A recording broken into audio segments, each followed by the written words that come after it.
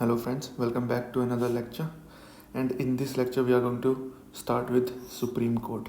Alright, we have already covered article from article 1 to article 51A, जिसके अंदर हमने union and it's territory भी देखा, सिटीजनशिप भी देखी, एंड देन उसके बाद fundamental rights, DPSP and fundamental duties. ठीक है, इसके सुप्रीम कोर्ट के अंदर हम ये आर्टिकल्स कवर करने वाले हैं 124 to 147. ये पार्ट 5 के अंदर आता है. ओके, सुप्रीम कोर्ट की हियरार्की एक बार जुडिशरी की, जो हमारे यहाँ पे जुडिशरी जो जुडिशियल सिस्टम है वो एक हियरार्की फॉलो करता है. ठीक है, सबसे ऊपर सुप्रीम कोर्ट होता है, देन उसके अंडर हाई कोर्ट्स होते हैं, और एक पर्टिकुलर हाई कोर्ट के अंडर सबऑर्डिनेट कोर्ट्स होते हैं. ओके, और ये सिंगल सिस्टम ऑफ कोर्ट्स लिया गया था गवर्नमेंट ऑफ इंडिया एक्ट 1935, और ये पर्टिकुलर एक्ट हम ऑलरेडी कवर कर चुके हैं. ठीक है, यूएसए के अंदर जो जुडिशियल सिस्टम फॉलो होता है वो डबल सिस्टम ऑफ कोर्ट्स होता है. उसके अंदर फेडरल जुडिशरी होती है फेडरल लॉज के लिए, स्टेट जुडिशरी होती है स्टेट लॉज के लिए. ठीक है, लेकिन हमारी कंट्री में एक सिंगल सिस्टम ऑफ कोर्ट्स जो है फॉलो की जाती है. ठीक है, मतलब यहाँ पे सुप्रीम कोर्ट जो है वो पूरी इंडियन टेरिटरी के ऊपर जो है जजमेंट पास कर सकता है. हाई कोर्ट के अंडर एक पर्टिकुलर स्टेट होती है, सबऑर्डिनेट कोर्ट्स के अंडर कुछ डिस्ट्रिक्ट्स आते हैं. Okay, the Supreme court of India was inaugurated on January 28, 1950. इसके अंदर आर्टिकल 124 से 147 है, ये पार्ट 5 के अंदर आता है. ठीक है, 31 जजेस, अभी कुछ दिन पहले ही 31 से 34 जजेस कर दिए, कैबिनेट ने अप्रूव कर दिया है. ठीक है, to increase the number of जजेस फ्रॉम 31 to 34. और ये किस एक्ट के तहत किया गया है, ये काफ़ी इंपॉर्टेंट है. वो एक्ट है सुप्रीम कोर्ट नंबर ऑफ जजेस एक्ट 1956. ठीक है, ये काफ़ी इंपॉर्टेंट है. अब एक बार क्वालिफिकेशन ऑफ जजेस देख लेते हैं. जो क्वालिफिकेशन है उसके अंदर सबसे पहले वो सिटीज़न होना चाहिए इंडिया का, 5 साल के लिए या तो वो हाई कोर्ट में जज हो फॉर 5 years, या फिर एडवोकेट हो हाई कोर्ट में फॉर 10 years, या फिर डिस्टिंग्विश्ड जूरिस्ट हो in the opinion of the president. ये क्वालिफिकेशंस हैं. Oath and affirmation before the president or some person appointed by him. Okay, tenure until he attains the age of 65, and in case of high court it is 62. He can resign by writing to the president, can be removed by president on the recommendation of the parliament. ठीक है, parliament की recommendation पे president remove कर सकता है. ठीक है, ये इम्पीचमेंट प्रोसेस होती है, उसको अभी देखने वाले हम. ठीक है, अब रिमूवल वही जो मैंने अभी बताया, प्रेसिडेंट बाय प्रेसिडेंट. ठीक है, पार्लियामेंट अगर रिकमेंड करता है तो, और वो रिकमेंडेशन कुछ प्रोसीजर फॉलो करने के बाद दी जाती है, और उस प्रोसीजर को इम्पीचमेंट बोलते हैं, जो आर्टिकल 124 सबसेक्शन 4 के अंदर की बना. ये आर्टिकल भी काफ़ी इंपॉर्टेंट है. अब इम्पीचमेंट की एक पूरी प्रोसीजर है, उसे देख लेते हैं एक बार. तो अगर किसी सुप्रीम कोर्ट के जज को रिमूव करना है तो उसके लिए पहले एक रिमूवल मोशन जो है पास कराना होता है, साइन करना होता है. अगर वो लोकसभा में साइन हो रहा है तो उसके लिए 100 मेंबर्स के सिग्नेचर ज़रूरी हैं. अगर वो राज्यसभा में जो है टेबल किया गया है, राज्यसभा में मतलब टेबल किया गया है, तो उसके लिए 50 मेंबर्स के सिग्नेचर ज़रूरी है. ठीक है, ऐसा होने के बाद, साइन होने के बाद, अगर राज्यसभा में साइन किए गए हैं तो चेयरपर्सन के पास जाएगा वो रिमूवल मोशन. अगर लोकसभा के अंदर किया गया है तो स्पीकर के पास जाएगा. ठीक है, चेयरपर्सन मे और may not admit the motion. ये चेयरमैन या फिर स्पीकर के हाथ में है कि वो उसे एडमिट करता है मोशन को या नहीं. अभी 2018 का एक केस है, चीफ जस्टिस ऑफ इंडिया दीपक मिश्रा, इनको रिमूव करने के लिए राज्यसभा में 71 मेंबर्स ने सिग्नेचर किए. ठीक है, लेकिन चेयरपर्सन ने लेकिन chairperson didn't admit the removal motion, ठीक है। तो अब एडमिट नहीं किया तो उसके आगे प्रोसीजर नहीं हो पाया और ये वहीं पे जो है रिमूवल मोशन जो है एंड हो गया वहीं पे, ठीक है। देन चेयरमैन, लेट्स एज्यूम के चेयरमैन या फिर लोकसभा का स्पीकर उसे एडमिट कर लेते हैं उस मोशन को। देन उसके बाद क्या होता है, उसके बाद एक 3 मेंबर की कमेटी बनाई जाती है इन्वेस्टिगेशन के लिए, और उस कमेटी के मेंबर्स कौन कौन है, या तो चीफ जस्टिस या फिर जज ऑफ सुप्रीम कोर्ट, या तो chief justice of supreme Court जो कि CJI होते हैं, चीफ जस्टिस ऑफ इंडिया भी बोलते हैं उनको, या तो चीफ जस्टिस ऑफ इंडिया हो या फिर जज ऑफ सुप्रीम कोर्ट हो, एक मेंबर, ठीक है। दूसरा chief justice of high court, और तीसरा अ डिस्टिंक्ट ज्यूरिस्ट, ठीक है। तो इन 3 मेंबर्स की इन्वेस्टिगेशन टीम बनती है जो उस मैटर पे इन्वेस्टिगेट करती है, ठीक है। और अगर वो उस मैटर पे इन्वेस्टिगेट करने के बाद अगर उन्हें एविडेंसेस मिलते हैं कि हाँ उस जज ने कुछ गलत काम किया है, और या फिर प्रूव्ड मिसबिहेवियर या फिर इनकैपेसिटी, ये भी काफ़ी इंपॉर्टेंट है। ग्राउंड ऑफ रिमूवल, किन किन ग्राउंड पे सुप्रीम कोर्ट के जज को रिमूव किया जा सकता है, प्रूव्ड मिसबिहेवियर या फिर इनकैपेसिटी, ओके। तो अगर इन्वेस्टिगेशन जो कमेटी है वो मतलब मिसबिहेवियर उनको लगता है कि हाँ इस जज ने कोई मिसबिहेव किया है, तो ये कमेटी जो है उस रिमूवल मोशन को पास कर देती है और फिर वो अगले हाउस में टेबल किया जाता है, ओके। और फिर दोनों हाउस से स्पेशल मेजोरिटी से पास कराने के बाद प्रेसिडेंट के पास वो जाता है और प्रेसिडेंट उस सुप्रीम कोर्ट के जज को रिमूव कर देता है। तो ये पूरा प्रोसीजर है इम्पीचमेंट का, ठीक है। 100 मेंबर्स चाहिए होते हैं लोकसभा में, 50 चाहिए होते हैं राज्यसभा में, ठीक है। इसके बाद वो जाता है प्रिसाइडिंग ऑफिसर के पास। प्रिसाइडिंग ऑफिसर के बाद एक इन्वेस्टिगेशन कमेटी बनाई जाती है जिसके अंदर 3 मेंबर्स होते हैं, और ये इन्वेस्टिगेशन कमेटी इन्वेस्टिगेट करने के बाद स्पेशल मेजोरिटी से दोनों मतलब पार्लियामेंट से स्पेशल मेजोरिटी से अगर ये रिमूवल मोशन पास होता है तो प्रेसिडेंट जो है रिमूव करते हैं सुप्रीम कोर्ट के जज को। अब आप देखिए ये प्रोसीजर कितना लेंथी है और कितना डिपेंडेंट है ये लेजिस्लेशन पे, एग्जीक्यूटिव पे कितना डिपेंडेंट है। तो जब इतना डिपेंडेंट है ये प्रोसीजर पूरा एग्जीक्यूटिव पे, तो how can you separate executive from judiciary, जिसके बारे में आर्टिकल 50 बात करता है, separation of judiciary from executive.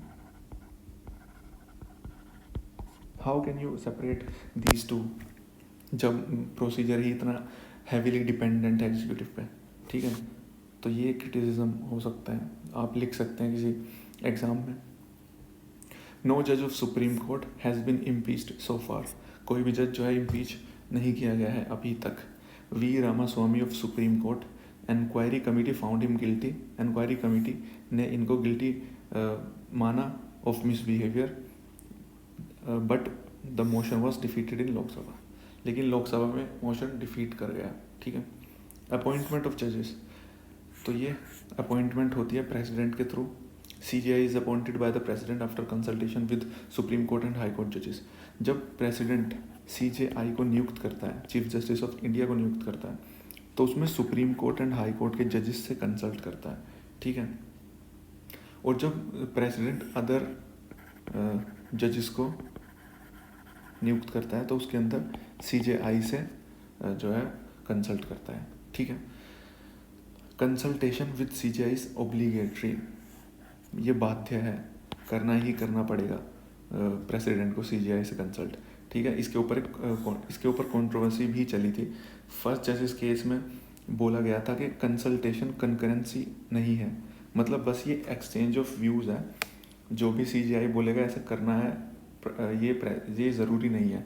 लेकिन सेकंड जजेस केस 1993 में CJI की कंसल्टेशन को कंकरेंस बना दिया गया, ठीक है। मतलब जो भी CJI बोलेगा वही डिसीजन फाइनल होगा, वही डिसीजन प्रेसिडेंट को लेना पड़ेगा, ओके। देन थर्ड जजेस case collegium for 4 senior most जजेस ऑफ सुप्रीम कोर्ट। थर्ड जजेस केस से जो है कोलिजियम की शुरुआत होती है, कोलिजियम। ओके, इसके अंदर 4 सीनियर मोस्ट जजेस होते हैं सुप्रीम कोर्ट के, और CJI भी होते हैं। और इसके अंदर ये प्रावधान था कि अगर 4 में से 2 जजेस भी, मतलब 50%, अगर जज जो है 50% मेंबर्स, मतलब 2 जज भी अगर एडवर्स ओपिनियन देते हैं तो वो रिकमेंडेशन सेंड नहीं करेंगे गवर्नमेंट को, ठीक है।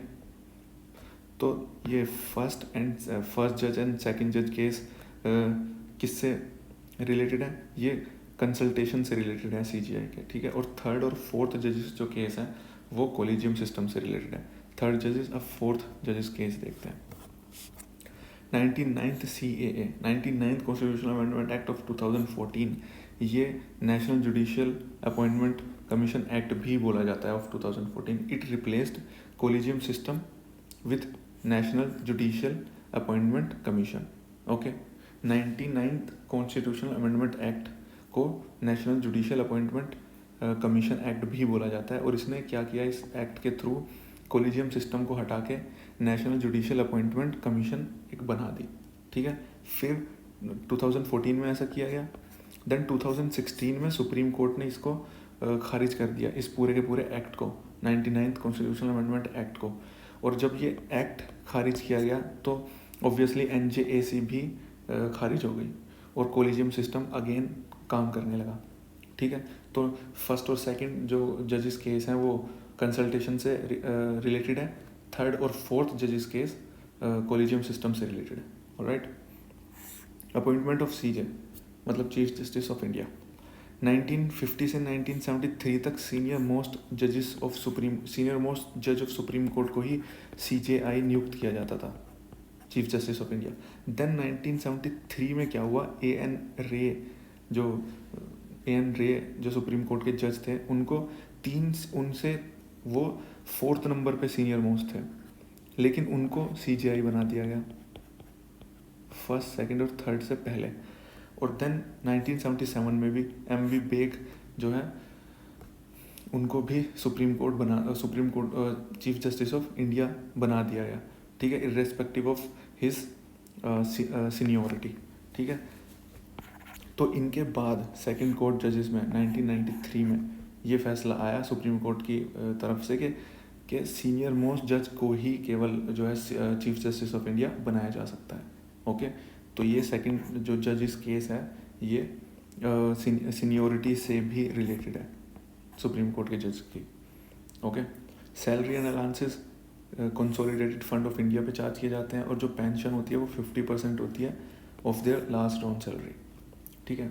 अब देखिए एक बार हिराकी देख लेते हैं। Senior chief justice of India सबसे ऊपर होते हैं, देन उनके अंडर होते हैं जज ऑफ सुप्रीम कोर्ट, देन जज of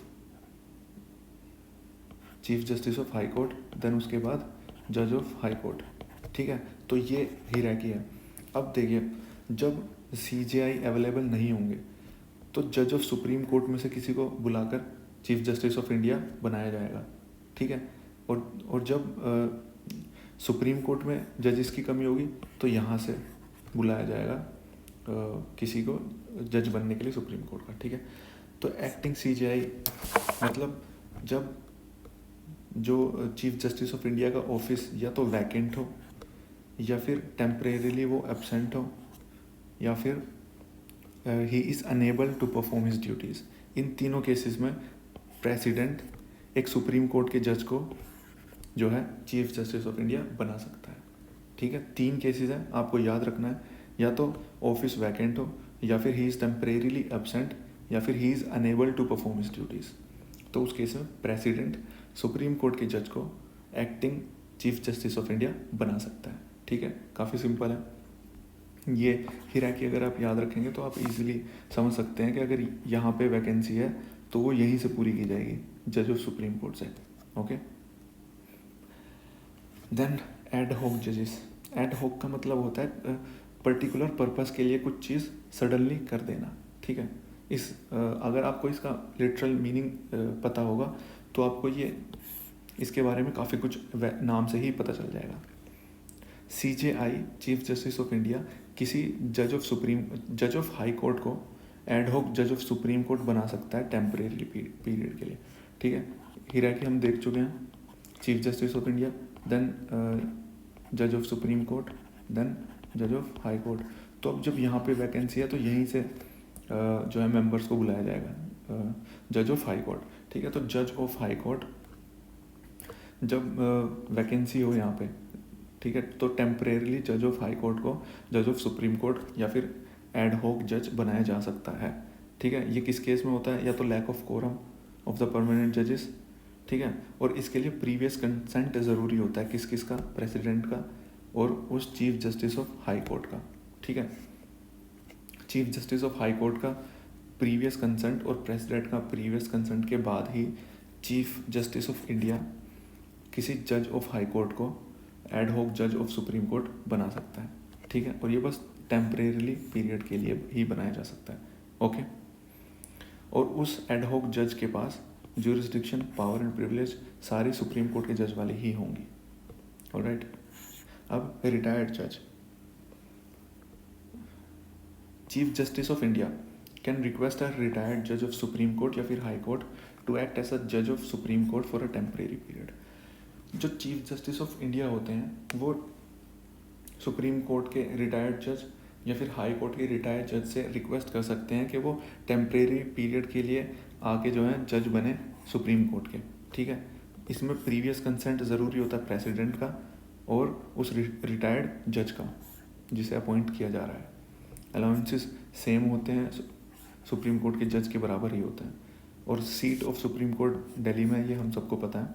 but chief justice of India can appoint other place or places with the approval of president, ठीक है। प्रेसिडेंट के अप्रूवल के बाद ये सीट चेंज भी की जा सकती है, और ये जो डिसीजन होगा ये अंडर आर्टिकल 368 के नहीं होगा, ठीक है। 368 के अंडर नहीं आएगा ये प्रीवियसली पूछा गया है क्वेश्चन, इसलिए मैंने आपको बता दिया। अब बात कर लेते हैं इंडिपेंडेंस ऑफ सुप्रीम कोर्ट। देखिए, अगर हमारी जुडिशरी को अगर अनबायस्ड होना है, अनबायस्ड होके जजमेंट देनी है, तो उसका इंडिपेंडेंट होना बहुत ज़्यादा ज़रूरी है, ठीक है। तो कौन कौन से फैक्टर्स हैं जो हमारी जुडिशरी को या फिर सुप्रीम कोर्ट को इंडिपेंडेंट बनाते हैं, वो फैक्टर्स के बारे में अब हम बात करने वाले हैं। सबसे पहले मोड ऑफ अपॉइंटमेंट। जो मोड ऑफ अपॉइंटमेंट है वो इंडिपेंडेंट है। क्यों? क्योंकि इसमें प्रेसिडेंट कंसल्ट करता है मेंबर्स ऑफ जुडिशरी से। मेंबर्स ऑफ जुडिशरी से कंसल्ट करने के बाद ही प्रेसिडेंट अपॉइंट करता है सुप्रीम कोर्ट के मेंबर्स को, ठीक है। तो ये जो पॉइंट है ये सुप्रीम कोर्ट की इंडिपेंडेंस को बरकरार रखता है। दूसरा पॉइंट है सिक्योरिटी ऑफ टेन्योर। अब जो सुप्रीम कोर्ट के जज होते हैं उनकी टेन्योर की सिक्योरिटी प्रोवाइड की गई है, ठीक है। And they can only be removed by president on the grounds mentioned before, ठीक है। और केवल प्रेसिडेंट के द्वारा ही जो है रिमूव किए जा सकते हैं। They do not hold their office during the pleasure of the president. इन्हें प्रेसिडेंट चुनता तो है, लेकिन they don't hold their office during the pleasure of the president, ठीक है। फिक्स्ड सर्विस कंडीशंस होती हैं, ठीक है। Services are fixed unless it's a financial emergency. अगर फाइनेंशियल इमरजेंसी नहीं लगी है तो जो उनकी कंडीशंस होती हैं वो फिक्स्ड होती हैं, ठीक है। फाइनेंशियल इमरजेंसी में कुछ चेंजेस हो जाते हैं उनकी सैलरी में, वो हम जब फाइनेंशियल इमरजेंसी स्टडी करेंगे तब देखेंगे। Expenses charge on consolidated fund of India, ये हम ऑलरेडी देख चुके हैं कि उनकी जो सैलरी होती है वो कंसोलिडेटेड फंड ऑफ इंडिया से ही रिलीज़ की जाती है। कंडक्ट ऑफ जजेस can not be discussed accept in the impeachment motion. जो कंडक्ट है जजेस का उसके ऊपर बात नहीं की जा सकती है, डिस्कस नहीं किया जा सकता है, केवल और केवल इम्पीचमेंट के दौरान, इम्पीचमेंट मोशन के दौरान ही उसे डिस्कस किया जा सकता है, ठीक है। Ban on practice after retirement. अब देखिए, किसी जज के प्रैक्टिस पे रिटायरमेंट के बाद प्रैक्टिस पे बैन किया गया है। क्यों किया गया है? वो इसलिए किया गया है ताकि वो बायस्ड होके किसी के फेवर में जजमेंट ना दे, किस लिए? फ्यूचर फेवर के लिए, ठीक है। अब यहाँ पे जब बैन कर दिया है प्रैक्टिस को ही, तो वो अनबायस्ड होकर जजमेंट ली जाएगी उस जज के द्वारा, okay. Power to punish for its contempt to maintain its authority, dignity and honour. अब सुप्रीम कोर्ट जो है इट्स कंटेम्प्ट मतलब पनिशमेंट दे सकता है अगर कोई इसकी जजमेंट को नहीं मानता है, ठीक है। और ये किस लिए किया गया है, ताकि सुप्रीम कोर्ट की अथॉरिटी मेंटेन रहे, डिग्निटी मेंटेन रहे और ऑनर मेंटेन रहे, ठीक है। Freedom to appoint its staff, ये भी एक पॉइंट है इंडिपेंडेंस ऑफ सुप्रीम कोर्ट में। Its jurisdiction can not be curtailed, उसकी ज्यूरिसडिक्शन को कम नहीं किया जा सकता है पार्लियामेंट के द्वारा, ठीक है। हालांकि पार्लियामेंट इसके ज्यूरिसडिक्शन को बढ़ा ज़रूर सकता है, ठीक है। एंड सेपरेशन फ्रॉम एग्जीक्यूटिव, जो कि आर्टिकल 50 में गिवन है, इसके बारे में आर्टिकल 50 बात करता है, जो कि DPSP का पार्ट है, ये हम ऑलरेडी स्टडी कर चुके हैं, okay. Now powers and jurisdiction. Jurisdiction का लिटरल मीनिंग होता है दायरा, कि उसके दायरे में क्या क्या चीज़ें आती हैं। तो ओरिजिनल ज्यूरिसडिक्शन, इस ओरिजिनल ज्यूरिसडिक्शन का मतलब होता है a matter for which the particular court is approached first, ठीक है। ओरिजिनल ज्यूरिसडिक्शन मतलब वो मैटर्स इसके अंदर आएंगे जिसके लिए डायरेक्ट सुप्रीम कोर्ट को जो है अप्रोच किया जा सकता है। Directly you can go to supreme Court under original jurisdiction. और उसके अंदर कौन कौन से डिस्प्यूट्स आते हैं, सेंटर एंड वन और मोर स्टेट्स, या तो सेंटर स्टेट, या तो सेंटर या फिर एक से ज़्यादा स्टेट्स के बीच में कोई मैटर हो तो वो ओरिजिनल ज्यूरिसडिक्शन में आएगा, या फिर centre and state on one side and state on other side, या फिर ये हो, या फिर स्टेट के बीच का ही कोई मैटर है, ठीक है। यानी कि बेसिकली फेडरल मैटर्स जो भी हैं, जितने भी फेडरल मैटर्स हैं वो सब ओरिजिनल ज्यूरिसडिक्शन में ही आएंगे। आपको ये you can read it once, mug up करने की आपको ज़रूरत नहीं है इसको, क्योंकि अगर आप बस ये याद कर लीजिए और आप एलिमिनेशन से ओरिजिनल ज्यूरिसडिक्शन पे कोई क्वेश्चन आएगा तो I am sure you can solve it, ठीक है। देन रिट ज्यूरिसडिक्शन, कौन कौन सी ऐसी दायरे हैं जहाँ पे रिट्स जो है लागू की जा सकती है सुप्रीम कोर्ट के द्वारा। और रिट्स हम ऑलरेडी जो है देख चुके हैं, 5 रिट्स हैं, हेबियस कॉर्पस, मैंडेमस, प्रोहिबिशन, क्वा वारंटो एंड सर्सरी, ठीक है। और ये किस केस में दी जाती हैं, enforcement of the fundamental rights. ये एक्सक्लूसिव नहीं है, एक्सक्लूसिव मतलब केवल और केवल सुप्रीम कोर्ट के ही पास नहीं है, ये हाई कोर्ट के पास भी है। और हाई कोर्ट के पास जो है वो फंडामेंटल राइट्स के लिए तो है ही, ये अदर पर्पसेस के लिए भी है हाई कोर्ट के पास। तो हाई कोर्ट की ज्यूरिसडिक्शन सुप्रीम कोर्ट की ज्यूरिसडिक्शन से बड़ी है रिट ज्यूरिसडिक्शन में, ठीक है। ये आपको याद रखना है, ये बहुत ही कॉमन क्वेश्चन है, कई बार पूछा गया है। देन एपेलेट ज्यूरिसडिक्शन, ये अगर इसके लिटरल मीनिंग का मैं बात करूं तो इसके अंदर वो मतलब इसका ये मतलब होता है कि पावर ऑफ अ कोर्ट, ठीक है, to change the judgment of the inferior courts, ठीक है। मतलब सुप्रीम कोर्ट के इंफीरियर में हाई कोर्ट आएंगे, देन सबऑर्डिनेट कोर्ट्स आएंगे। तो ये सुप्रीम कोर्ट की वो पावर है जिसके तहत ये अपने इंफीरियर कोर्ट्स के जजमेंट को चेंज कर सकता है। ऑलराइट, आई होप आप समझ गए होंगे। ये तीन मैटर्स आते हैं इसके अंदर, एक तो constitutional matters, then civil matters and then criminal matters. एक एक करके तीनों को देखेंगे, ठीक है। एक बार फिर मैं रिपीट कर देता हूँ, एपेलेट ज्यूरिसडिक्शन के अंडर वो पावर्स होती हैं सुप्रीम कोर्ट के पास कि वो अपने इंफीरियर कोर्ट्स की जजमेंट को चेंज कर सकता है, ठीक है, उसमें चेंजेस ला सकता है। अब कॉन्स्टिट्यूशनल मैटर्स, कौन कौन से कॉन्स्टिट्यूशनल मैटर में आप सुप्रीम कोर्ट को अप्रोच कर सकते हो, ठीक है। Against the judgment of a high court in the case if the case involves substantial question of law that requires the interpretation of the constitution.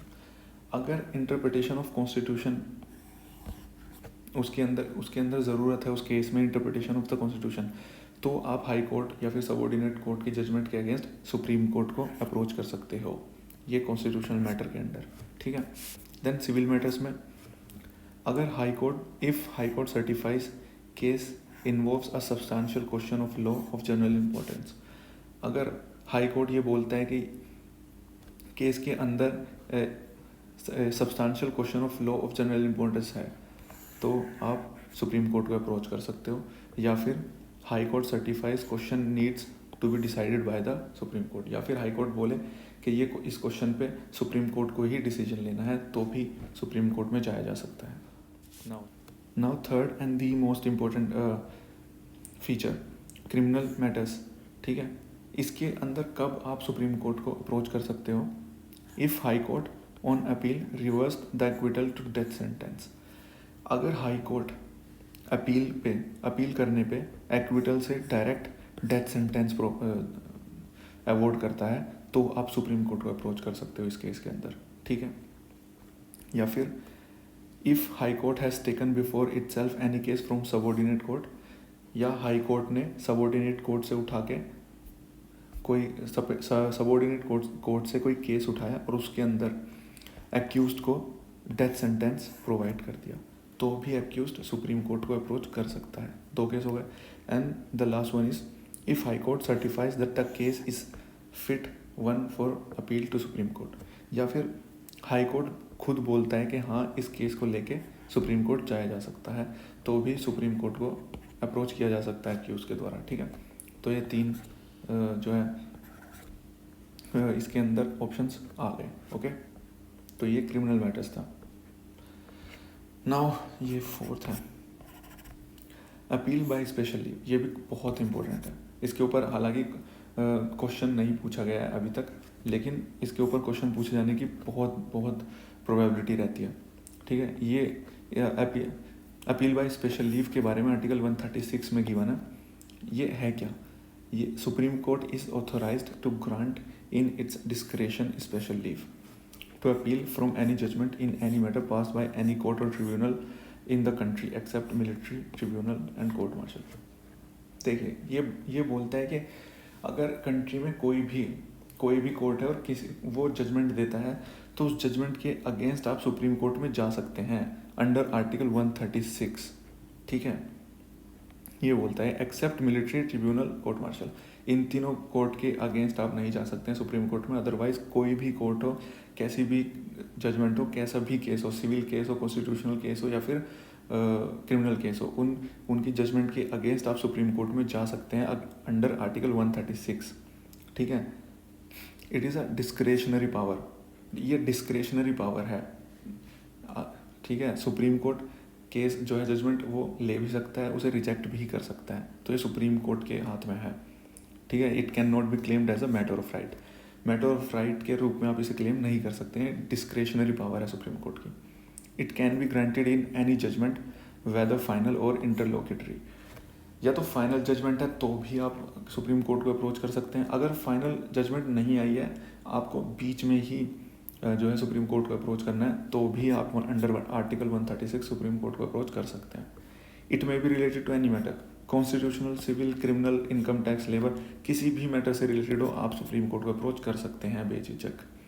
It can be granted against any court or tribunal and not necessarily against a high court. ज़रूरी नहीं है कि high court के against ही हो, किसी भी court या किसी भी ट्रिब्यूनल के अगेंस्ट हो सकता है. ठीक है, देन एडवाइजरी ज्यूरिसडिक्शन के बारे में बात करते हैं. एडवाइजरी ज्यूरिसडिक्शन आर्टिकल 143 में गिवन है. Power of president to consult Supreme Court on. 2 cases में जो प्रेसिडेंट है वो सुप्रीम कोर्ट से कंसल्ट कर सकता है. किन किन केसेस में? या तो क्वेश्चन ऑफ लॉ और फैक्ट ऑफ पब्लिक इंपॉर्टेंस, या फिर dispute arising out of pre constitutional treaty, या फिर एग्रीमेंट, या फिर एंगेजमेंट और एनी सिमिलर इंस्ट्रूमेंट. ठीक है, 2 केसेस में या तो क्वेश्चन ऑफ लॉ और फैक्ट ऑफ पब्लिक इंपॉर्टेंस हो, तो प्रेसिडेंट कंसल्ट कर सकता है सुप्रीम कोर्ट से. या फिर कोई डिस्प्यूट आ रहा हो प्री कॉन्स्टिट्यूशनल ट्रीटी की वजह से, किसी एग्रीमेंट की वजह से, या फिर किसी एंगेजमेंट की वजह से, तो भी प्रेसिडेंट कंसल्ट कर सकता है सुप्रीम कोर्ट से. ठीक है, पहले केस में सुप्रीम कोर्ट बाध्य नहीं है कि वो जो एडवाइस देगा ही देगा. ठीक है, लेकिन दूसरे केस में सुप्रीम कोर्ट बाध्य है, Supreme court is bound to give opinion. Alright, तो ये 2 केसेस आते हैं under article 143, power of president to consult Supreme court. ठीक है, ये एडवाइजरी ज्यूरिसडिक्शन में आते हैं. Opinion in both the cases is advisory on and not binding on the president. और ये दोनों केसेस में जो जो एडवाइस होगी वो केवल एडवाइजरी होगी, बाइंडिंग नहीं होगी प्रेसिडेंट पे। वो प्रेसिडेंट उसे मान भी सकता है, नहीं भी मान सकता है, ठीक है। और बेंच जो होती है कॉन्स्टिट्यूशनल बेंच, उसमें 5 जजेस होते हैं एटलीस्ट, ठीक है। A court of record, the judgment proceeding and acts of supreme Court are recorded for perpetual memory and testimony. सारे जजमेंट्स को, प्रोसीडिंग्स को रिकॉर्ड किया जाता है, ठीक है। Power to punish contempt of court with imprisonment up to 6 months और 2000 fine of both. Contempt में भी सिविल और क्रिमिनल। कंटेम्प्ट ऑफ कोर्ट मतलब विलफुली, अगर उसके सुप्रीम कोर्ट के जज को नहीं माना जा रहा है, ठीक है, विलफुली, अगर विलफुली कोई जजमेंट को नहीं मानना है सुप्रीम कोर्ट की, तो उस पर कंटेम्प्ट ऑफ कोर्ट लगाया जा सकता है और उसके अंदर 6 महीने तक की सज़ा हो सकती है, या 2000 तक का फाइन है, या फिर both. Alright. Then power of judicial review. अभी हाल ही में कंटेम्प्ट ऑफ कोर्ट काफ़ी चर्चा में भी था। भूषण सर का केस आप आई एम श्योर आपने सुना होगा। उनके ऊपर जो है कंटेम्प्ट ऑफ कोर्ट लगाया था सुप्रीम कोर्ट ने, जिसके तहत उन फाइन भी लगा था ₹1 का, ठीक है। प्रशांत भूषण नाम है उनका, एडवोकेट है वो, काफ़ी famous. Power of judicial review, to examine the constitutionality of legislative enactment and executive orders of both the central and state government. ये हमने आर्टिकल ऑलरेडी 13 में कवर कर लिया फंडामेंटल राइट्स में, ठीक है। अदर पावर्स जो कि सुप्रीम कोर्ट को गिवन है, disputes regarding the president, vice president, election, dispute regarding the election of the president या फिर vice president. Election of president या वाइस प्रेसिडेंट से रिगार्डिंग जितने भी डिस्प्यूट्स अराइज होते हैं, उन मैटर में सुप्रीम कोर्ट के पास ओरिजिनल और एक्सक्लूसिव एंड फाइनल अथॉरिटी है, ठीक है। ओरिजिनल मतलब डायरेक्ट सुप्रीम कोर्ट को अप्रोच किया जाएगा इन मैटर्स में। एक्सक्लूसिव मतलब केवल और केवल सुप्रीम कोर्ट को ही अप्रोच किया जा सकता है इन मैटर में। फाइनल मतलब सुप्रीम कोर्ट की जो जजमेंट होगी वो फाइनल होगी, ठीक है। तो ये आपको याद रखना है, काफ़ी इंपॉर्टेंट है। Enquire into conduct and behavior of chairman and member of UPSC on a reference by president. If found guilty, can recommend president for their removal. President जो है सुप्रीम कोर्ट को इंक्वायरी करने के लिए बोल सकता है किसी मेंबर पे या फिर चेयरमैन पे यूपीएससी के, ठीक है। और अगर गिल्टी पाया जाता है सुप्रीम कोर्ट के थ्रू, तो सुप्रीम कोर्ट रिकमेंड कर सकता है प्रेसिडेंट को उन्हें रिमूव करने के लिए, okay. Power to review its own judgments and orders. ये पावर होती है सुप्रीम कोर्ट के पास कि वो अपने खुद के रिव्यू कर सकता है जजमेंट या फिर orders. Authorise to withdraw the cases pending before the high court and dispose them. उसके पास ये अथॉरिटी भी है वो कि वो किसी हाई कोर्ट में पेंडिंग पड़े केस को उठा सकते हैं एंड कैन डिस्पोज देम, ठीक है। एंड मतलब उस पर उन पे जजमेंट दे सकता है। कैन ट्रांसफर एन अपील और case pending in one high court to another. या फिर कोई अपील या फिर कोई केस पेंडिंग पड़ा है अगर किसी एक हाई कोर्ट में, तो उस पेंडिंग केस को उठा के किसी दूसरे हाई कोर्ट में भी ट्रांसफ़र किया जा सकता है सुप्रीम कोर्ट के through. It's law is binding on all courts in India. It's order is enforceable through out the country. जो ऑर्डर्स हैं वो एनफोर्सेबल हैं थ्रू आउट द कंट्री, ठीक है। ये भी हम ऑलरेडी देख चुके हैं। Jurisdiction over union list can be enlarged by parliament. Parliament union list में जो जुरिसडिक्शन है उसे एनलार्ज कर सकता है, मतलब उसे उसके दायरे को बढ़ा सकता है। And powers with respect to other matters can be enlarged by special agreement of the country and the states, ठीक है। और दूसरे मैटर्स पे इनकी जुरिसडिक्शन, सुप्रीम कोर्ट की जुरिसडिक्शन बढ़ाई जा सकती हैं by a special agreement of the country and the states, okay. तो ये अदर पावर्स थी रिगार्डिंग सुप्रीम कोर्ट। अब इंडियन सुप्रीम कोर्ट और अमेरिकन सुप्रीम कोर्ट में डिफरेंसेस क्या क्या हैं, ये काफ़ी इम्पोर्टेंट है। इसके बारे में एक बार बात करते हैं। इंडियन सुप्रीम कोर्ट की अगर बात की जाए तो उनके पास जो ओरिजिनल जुरिसडिक्शन है वो कन्फाइंड है फेडरल केसेस तक ही, ये हम ऑलरेडी देख चुके हैं। और अमेरिकन सुप्रीम कोर्ट के पास फेडरल केसेस भी हैं, cases related to naval forces maritime activities भी हैं, ठीक है। इनके पास जो एपेलेट जुरिसडिक्शन है उसमें constitutional, civil and criminal cases ही आते हैं, और इनके पास कॉन्स्टिट्यूशनल केसेस ही आते हैं बस एपेलेट जुरिसडिक्शन में, ठीक है।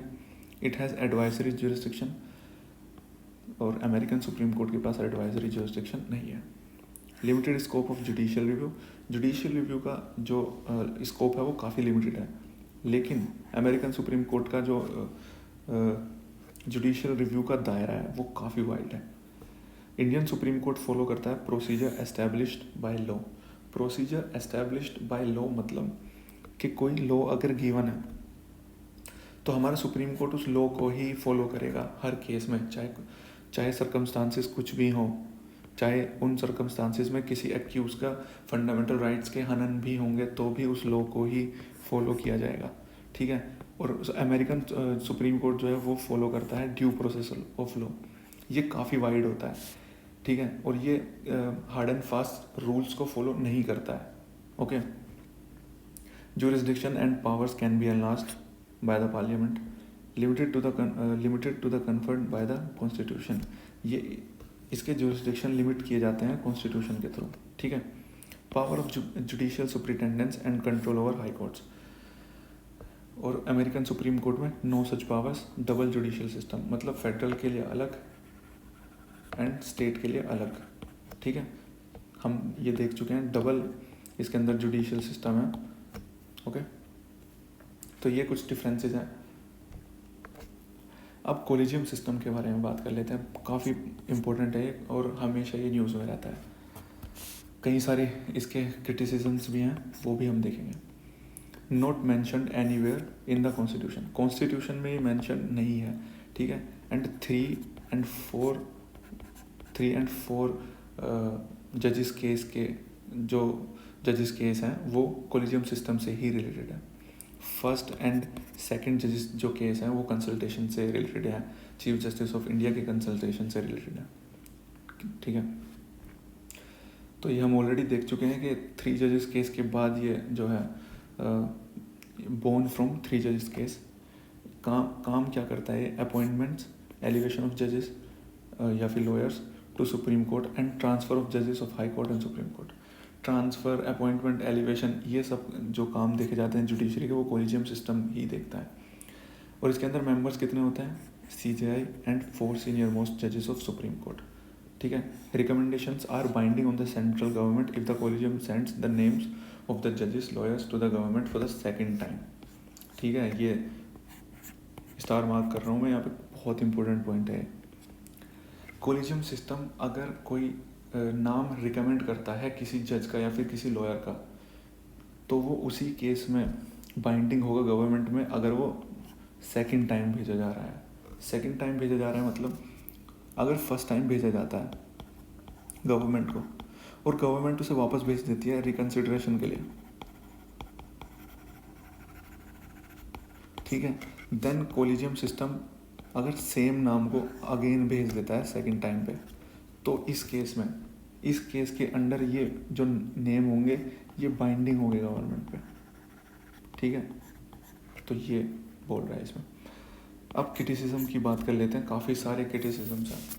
एडमिनिस्ट्रेटिव बर्डन है, इसे एडमिनिस्ट्रेटिव बर्डन बोला जाता है, of checking professional backgrounds data. Close door affair है, लैक ऑफ ट्रांसपेरेंसी, मतलब दरवाजे के पीछे ही सारा कार्य होता है इसके अंदर, ट्रांसपेरेंसी बिल्कुल भी नहीं है। एक्सक्लूसिवली साइडलाइंस टैलेंटेड जूनियर जजेस एडवोकेट्स, जो जूनियर जजेस होते हैं जो टैलेंटेड हैं, जो जूनियर एडवोकेट्स हैं जो टैलेंटेड हैं, उनको साइडलाइन कर देता है कोलिजियम, ठीक है। Time limit for government to reply isn't fixed, government को कितने टाइम में रिप्लाई देना है ये इसका टाइमलाइन जो है, ये जो इसका टाइम लिमिट है ये फिक्स्ड नहीं की गई है, जिसकी वजह से काफ़ी देरी हो जाती है अपॉइंटमेंट करने में जजेस की, okay. Nearly all mail benches, सारे के सारे जितने भी मेंबर्स हैं सारे मेल हैं, जेंडर डिस्पैरिटी हमें देखने को मिलती है इसके अंदर। इन 2009 law commission of India said that nepotism and personal patronage is prevalent in it. 2009 में लॉ कमीशन ऑफ इंडिया की एक रिपोर्ट आई थी जिसके अंदर बोला गया था कि नेपोटिज्म एंड पर्सनल पैट्रोनेज काफ़ी प्रेवलेंट है कोलिजियम सिस्टम में, ठीक है। In spite being a democracy the जजेस अपॉइंट जजेस इन इंडिया, डेमोक्रेसी होने के बाद भी जजेस को अपॉइंट कर रहे हैं, ये भी एक इसका क्रिटिसिज्म है कोलिजियम सिस्टम का, ऑलराइट। तो ये था सुप्रीम कोर्ट। ठीक है। आर्टिकल 124 से 147 काफ़ी इंपॉर्टेंट है, और इससे रिलेटेड जितने भी क्वेश्चंस होंगे वो जुडिशरी कंप्लीट करने के बाद एक वीडियो लेके हम देख लेंगे, ठीक है। सो बस इतना ही आज के लिए, और अगर आपको ये वीडियो पसंद आई तो do like it, share it with your friends and subscribe to our channel. Thank you very much guys.